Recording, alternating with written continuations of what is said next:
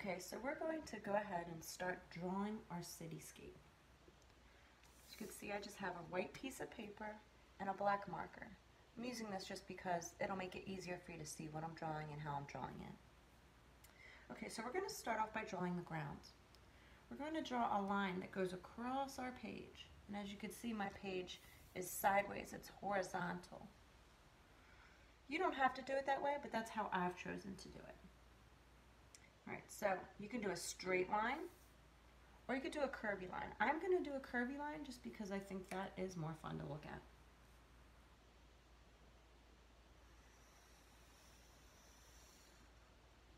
Okay, so that's going to be our ground. Now we're going to draw our buildings. And we're going to use rectangles and squares to do that. You're going to start from your line, and you can do a neighborhood or a city. I'm going to be drawing a city.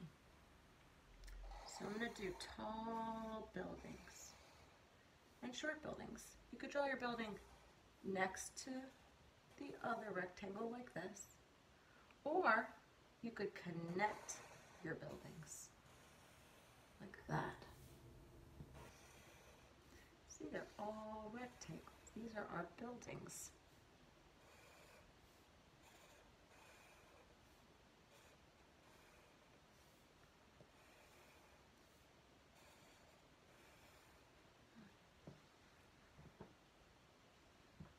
So now that we have our rectangles down, if you want to make a neighborhood, you can draw triangles on the top of each building to make a roof.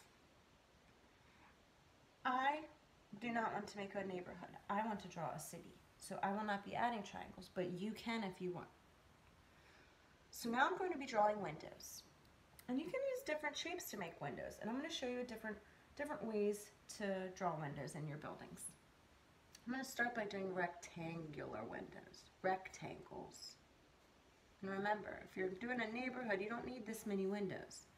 But mine's a city, so these are apartment buildings and business buildings. You have a lot of rooms in these buildings, so I need a lot of windows. All right. In this next building, I'm just going to do lines because it's a really little building. That would be hard to do. Rectangles all over the place. So, boom. Those are my windows in that building. Right, I'm going to do a different type of window in this third apartment building. Remember when we did our portraits, we did a half circle?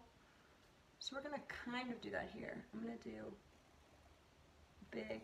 See how I did that? It's like an upside down U. And then I'm going to connect it at the bottom. I'm just going to do a bunch of those.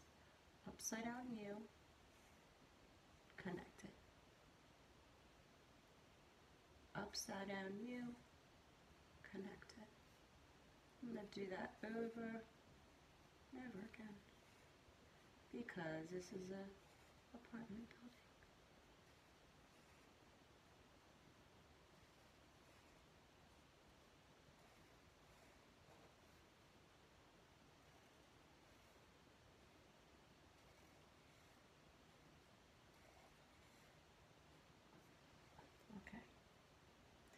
So this next one, I'm going to do yet another type of window.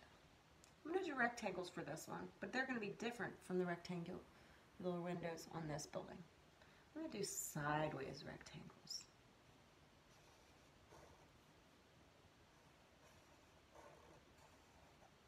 See? Very different, aren't they? Yes, they are.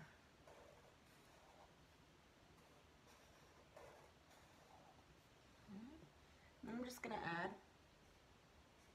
lines. See?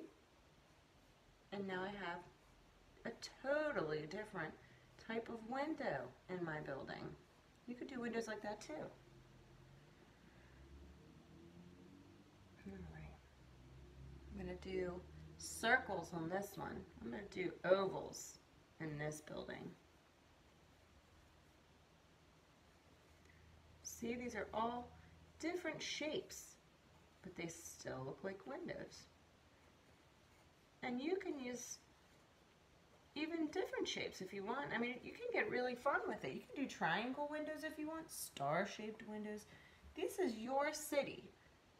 I'm going to do lines in this one. So this is your city. You can make your own windows. Just repeating the windows that I've used before. So nothing new here. All right. So I'm going to finish up my windows here.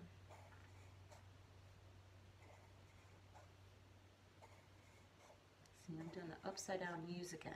And you can repeat the windows. I mean, if you honestly want all of your windows to be rectangles, or all of your windows to be circles, they can. Okay, so this is my finished cityscape. I have the ground, and I have all of my buildings with their windows. And if you do a neighborhood, you might have roofs or on your buildings. So at this point, I want everyone to add whatever they want in the ground, in the foreground. This is what's in front of the buildings. And I also want you to add in whatever you want in the background, what is behind the buildings. So I'm going to do that now. I'm going to finish my cityscape and I'm going to color it in and I'm going to show you my finished drawing.